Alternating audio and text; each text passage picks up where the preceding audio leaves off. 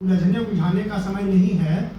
अगर आप सवाल कर रहे हो, आपको इतनी ही नालंदा के का दर्द है, नालंदा के खो जाने का, या पूरे भारत को अगर नालंदा के खो जाने का अगर दर्द है, तो हमने कई नालंदा बना करके दिखा दिया होता दुनिया को कि हमने नालंदा का पुनर्निर्माण कर दिया।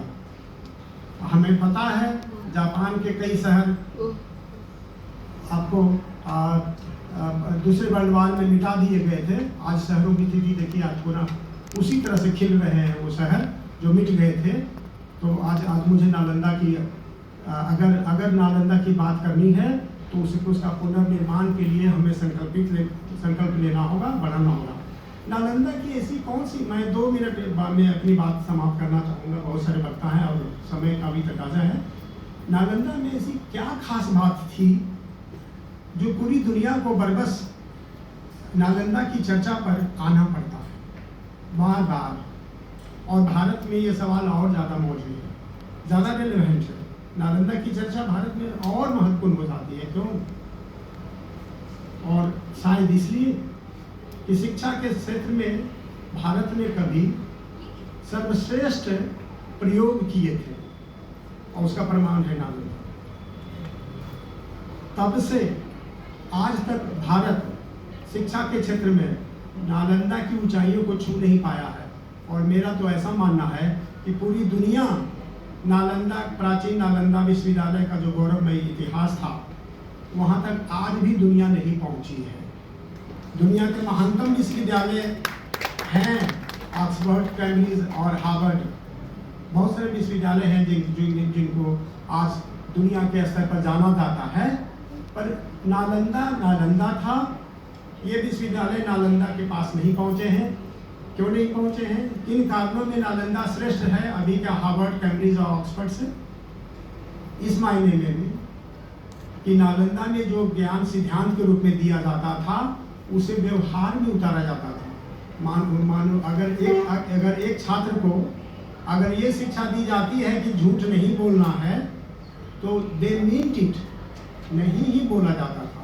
अगर कोई आदमी झूठ बोलता था तो 15 दिन में आपको 15 दिन के बाद मीटिंग होती थी, जो बौद्ध परंपरा में जानते हैं उपोषण की परंपरा होती है। 15 दिन के बाद मीटिंग होती है और वहाँ लोग इशारा करते थे कि अमुक विद्यार्थी ने झूठ बोला, अमुक मॉन्क ने झूठ बोला, और उनको सभा में उपस्थित होकर के प्रतिवाद करना होता था या स्वीकार करना होता था कि नहीं, मैंने सचमुच। तो मोरल एजुकेशन का जो नमूना था जो नालंदा विश्वविद्यालय में, वो मोरल एजुकेशन, इंटेलेक्चुअल एजुकेशन और स्पिरिचुअल एजुकेशन, ये तीनों का जो संगम था, वो दुनिया में कहीं एक्सपेरिमेंट नहीं हुआ, दोबारा नहीं हुआ। और मुझे बहुत आश्चर्य लगता है कि शायद ये चीज़ें आधुनिक समय में कैसे इंटीग्रेट होगा, वहाँ मनुष्य का चिंतन जाना चाहिए। शिक्षा के संस्थाओं का वहाँ तक चिंतन पहुँचना चाहिए कि मनुष्य का चरित्र कैसे बढ़िया होगा। ये क्या विश्वविद्यालय और स्कूल हमारे बच्चों का, हमारे मनुष्यों का चरित्र निर्माण में सहायक होंगे? इसके लिए कुछ काम होना उचित है अथवा नहीं है। हमें शिक्षा में मॉरल एलिमेंट को, आध्यात्मिक जो स्पिरिचुअल एलिमेंट है, बौद्धिक तो चल रहा है पूरे देश की शिक्षाओं में, ये तीनों को इंटीग्रेट करने की समस्या, उस मामले में ये संस्थान अनोखा था जहाँ दुनिया पहुँची नहीं है। और एक मेथोडोलॉजी की बात कर लें, जो नालंदा की एक बाद परंपरा थी, जो अभी हमारे भारतीय ज्ञान परंपरा में है, वादे जायते तत्वबोध, हम जानते हैं हमारी औपनिषदिक परंपरा रही है, लेकिन ये ज्ञान परंपरा का नालंदा में भरपूर उपयोग हुआ था।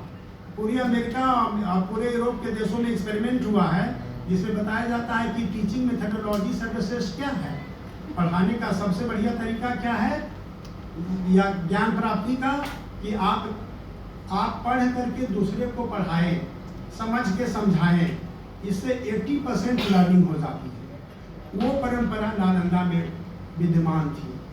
और क्या थी? इसीलिए एक हायरार्की थी।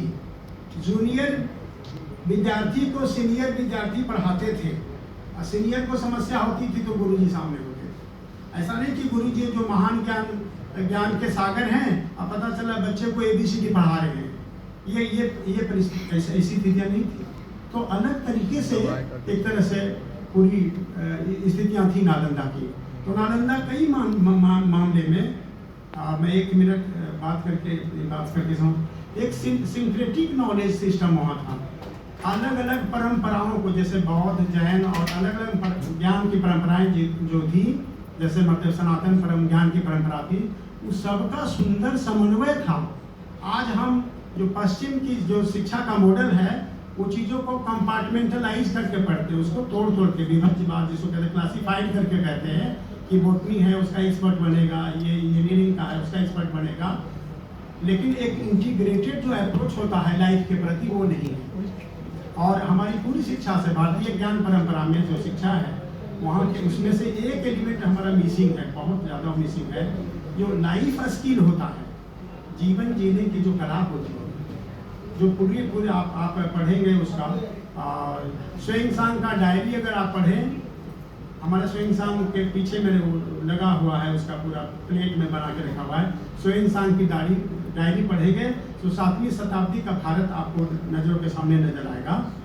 उसमें ज्ञान की पूरी परंपराएं किस तरह से दी हुई है, आप उसको देखेंगे तो समझ में आ जाएगी कि कैसे समन्वित शिक्षा का एक केंद्र हुआ करता था। मोरलिटी समाज में व्याप्त था। जमाना खराब हुआ है, तभी आज के जो सत्ता और बहुत सारी चीज़ों को हम हमेशा ब्लेम करते हैं, वो वहाँ तक खराबी हमारे ज़माने से गया है। हमें हर व्यक्ति को जिम्मेदार होना पड़ेगा, हर व्यक्ति को सोचना होगा। ये नालंदा की ज्ञान परंपरा का मौलिक रूप से बीज के रूप में ये सूत्र था। समय नहीं है तो मैं अपनी बात को यही समाप्त करना चाहूँगा। धन्यवाद।